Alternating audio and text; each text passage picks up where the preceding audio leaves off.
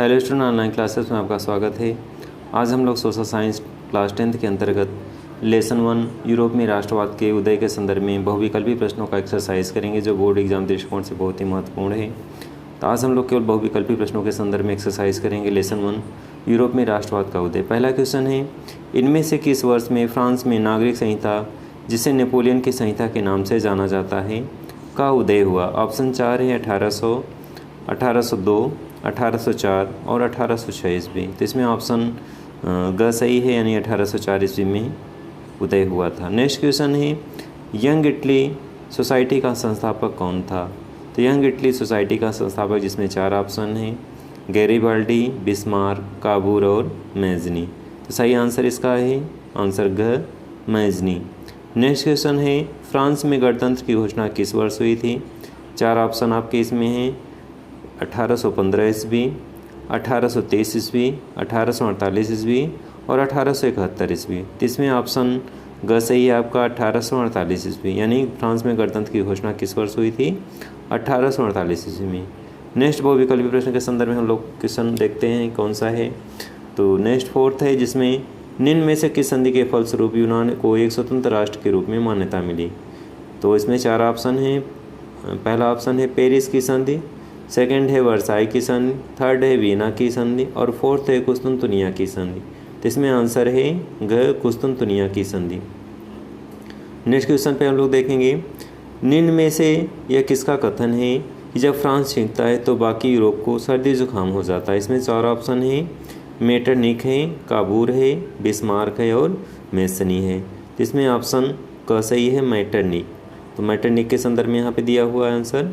Next question है, France की क्रांति कब हुई थी? 1788, 1789, 1790 और 1787। तो सही आंसर है 1789 ईस्वी। नेक्स्ट क्वेश्चन पे हम लोग चलते हैं, राष्ट्रवाद का प्रारंभ जिस देश में हुआ था वह है? तो इसमें ऑप्शन 4 ऑप्शन है, जर्मनी है, इटली है, फ्रांस है और इंग्लैंड है। तो इसमें ऑप्शन फ्रांस सही है। नेक्स्ट क्वेश्चन पे हम लोग चलते हैं, जर्मनी को किस वर्ष एक स्वतंत्र राज्य घोषित किया गया? 4 ऑप्शन है, 1871 में, 1872 में, 1876 में और 1880 में। तो इसमें ऑप्शन क सही है, 1871 ईस्वी में। नेक्स्ट क्वेश्चन है, जर्मनी का एकीकरण का श्रेय इनमें से किसे जाता है? ऑटो वॉन बिस्मार्क को, काइजर को, काइजर विलियम प्रथम जिसका पूरा नाम है, और हिटलर एंड मैसनी।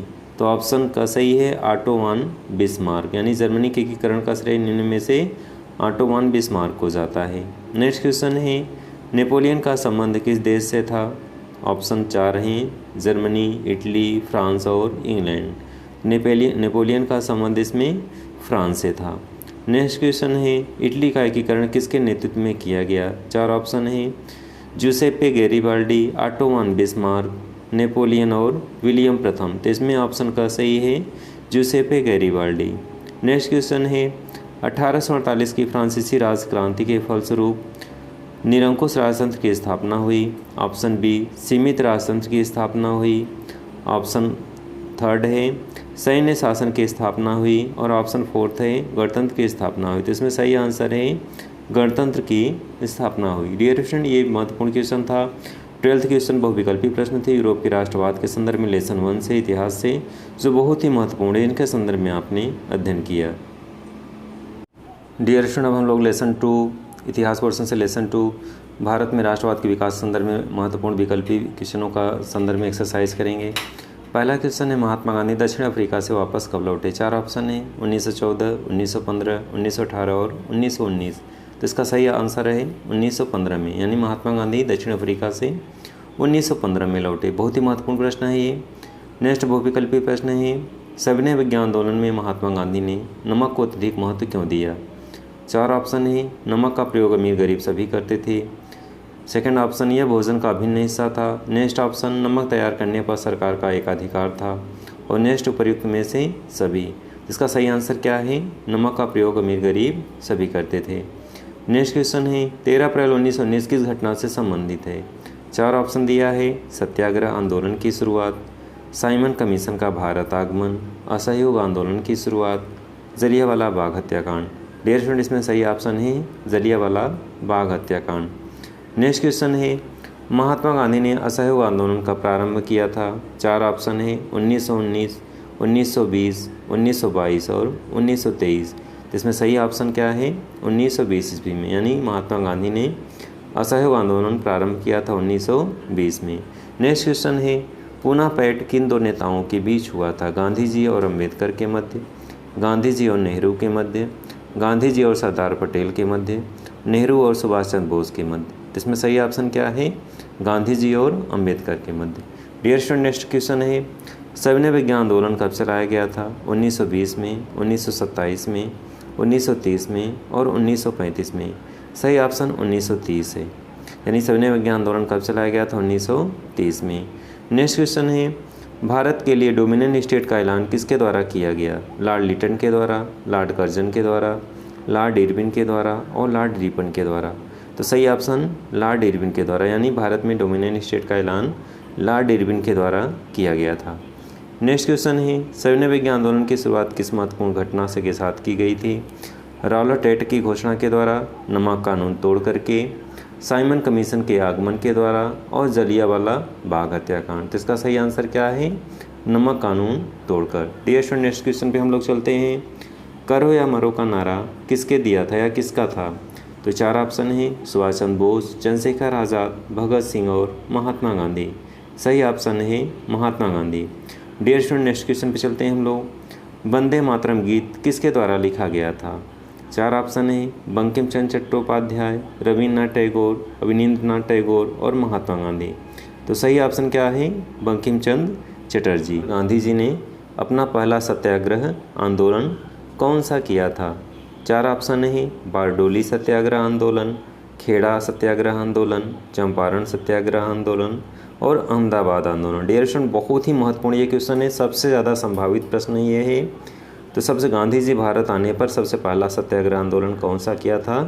चंपारण सत्याग्रह आंदोलन। बहुत ही महत्वपूर्ण है, इसको अच्छे से लर्न रखेंगे। तो ये लेसन 2 का बहुत ही महत्वपूर्ण बहुविकल्पी प्रश्न थे जो 2021 के लिए संभावित में है।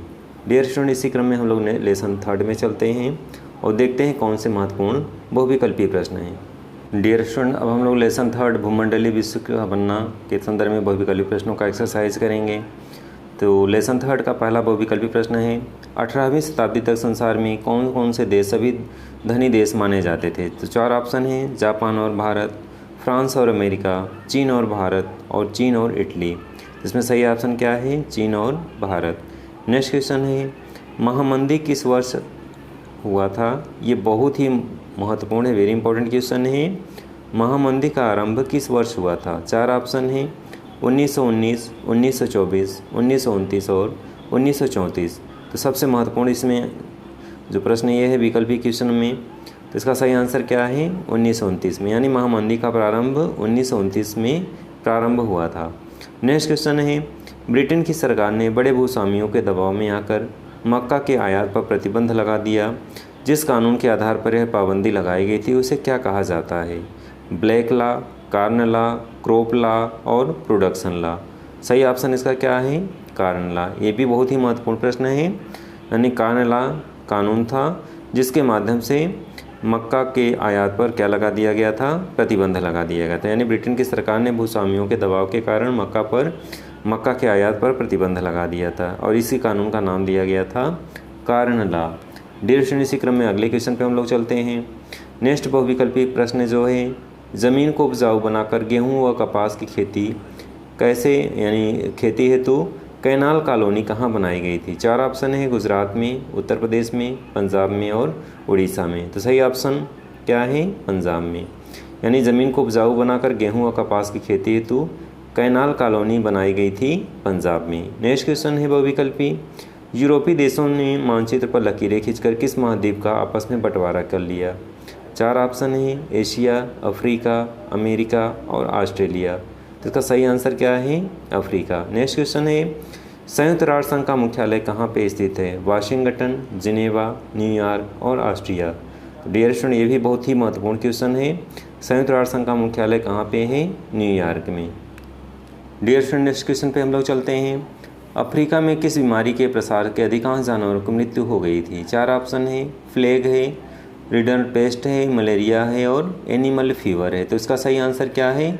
Rinder paste. यानी अफ्रीका में रिंडर पेस्ट बीमारी के प्रसार से अधिकांश जानवरों की क्या हो गई थी? मृत्यु हो गई थी। नेक्स्ट बहुविकल्पी है, अनुबंध व्यवस्था को और किस नाम से जाना जाता है? 4 ऑप्शन है, आपसी समझौता, गुलाम प्रथा, सशर्त प्रथा और नई दास प्रथा। तो सही ऑप्शन इसमें क्या है? नई दास प्रथा। नेक्स्ट क्वेश्चन पे हम लोग चलते हैं।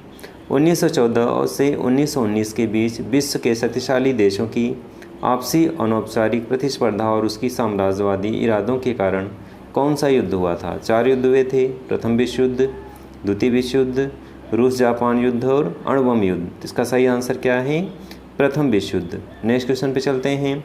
युद्धोत्तर अमेरिकी अर्थव्यवस्था को उन्नत बनाने में किस कार निर्माण की बृहत्तम उत्पादन प्रतिशत को युद्धोत्तर अमेरिकी अर्थव्यवस्था को उन्नत बनाने में किस कार निर्माता की बृहद उत्पादन पद्धति का योगदान रहा? तो इसमें 4 ऑप्शन हैं, हेनरी फोर्ड का, टाटा का, मार्कोनी का और बिरला का। सही आंसर इसका है हेनरी फोर्ड का। लेसन 1 से लेकर लेसन 3 तक आपने सामाजिक विज्ञान के इतिहास पोर्शन से बहुविकल्पी प्रश्नों का एक्सरसाइज किया, अभ्यास किया। ये बहुत ही महत्वपूर्ण प्रश्न थे बहुविकल्पी। बहुत संक्षेप में आपने अध्ययन किया और इस प्रश्नों का नोट्स बना लें और इसे बार बार अभ्यास करें। ऐसे एग्जाम में क्वेश्चन ये सारे महत्वपूर्ण हैं और एग्जाम दृष्टिकोण से ये संभावित प्रश्न हैं। तो आज की वीडियो में बस इतना ही। नए वीडियो में फिर से मिलेंगे। तब तक के लिए धन्यवाद।